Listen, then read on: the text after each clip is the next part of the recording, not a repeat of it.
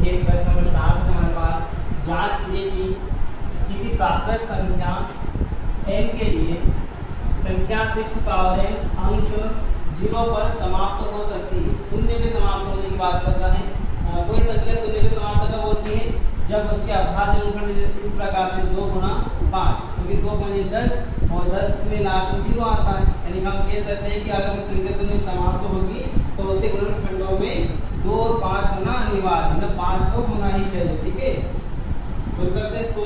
तो मान सर करते हैं क्योंकि 6 की पावर n 6 की घात n के अभाज्य गुणनखंड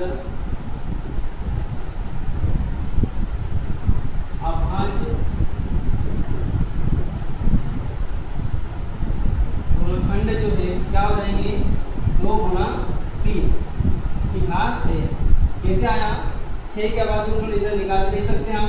2 से जाएगा 2 3 6, 3 से जाएगा 3, यानी कि 2 और 3 ही इसके अभाज्य गुणनखंड आएंगे, जो हमने यहाँ पे नोट कर लिया। तो चूंकि अगर हम इनका आपस में गुणा करते हैं तो वापस 2 3 6 आता है। देखो 2 गुणा 3, 2 3 6। क्या शून्य आया यहाँ पे? शून्य नहीं आया। मतलब ये जो संख्या है 0 पे शून्य पे समाप्त नहीं होती है। तो हम सोच करते हैं आगे। हम जानते हैं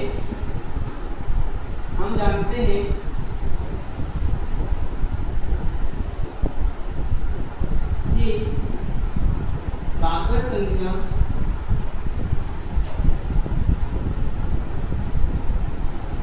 जो शून्य पर समाप्त होती है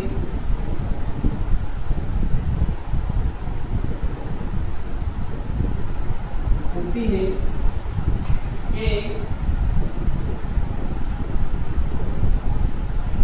अभाज्य गुणनखंड 2 गुणा 5 की कोष्टक घात n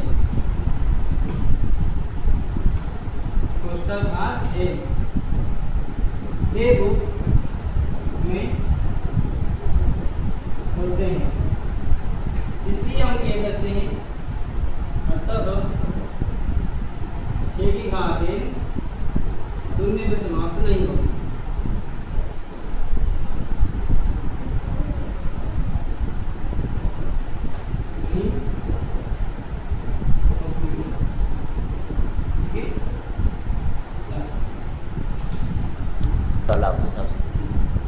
देखिए इसका रिजल्ट कर लेते हैं। अपने को बोला गया था कि प्राकृत संख्या n है, उसकी कोई संख्या है 6 की घात n अंक 0 पर समाप्त होती है, ये हमको पूछा गया है। हमने सोल्व किया।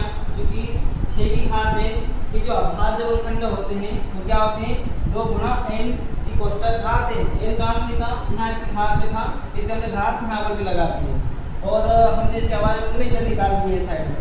6 में 2 से भाग दिया तो 3 बार गया, और 3 से भाग दिया तो 3 एकम 3। ठीक है, तो 2 और 3 ही इसके अभाज्य गुणनखंड हो सकते हैं, जो हमने यहाँ पे नोट कर रखे हैं।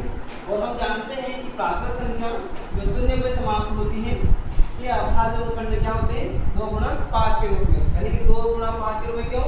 कि 2 और 5 का अगर आपस में गुणा करते हैं तो 2 पंजे 10 आते हैं। मतलब कोई भी संख्या ले लो, 6 गुणा 5 ले लो, 6 पंजे 30 आता है। 8 गुणा 5 ले लो, 8 पंजे 40। यानी कि हम कह सकते हैं कि उनके गुणनखंड में 2 और 5 तो होने ही चाहिए। ठीक है, तो हम कह सकते हैं कि जो 6 की पावर n है 6 की घात n है, शून्य पे समाप्त नहीं होगी।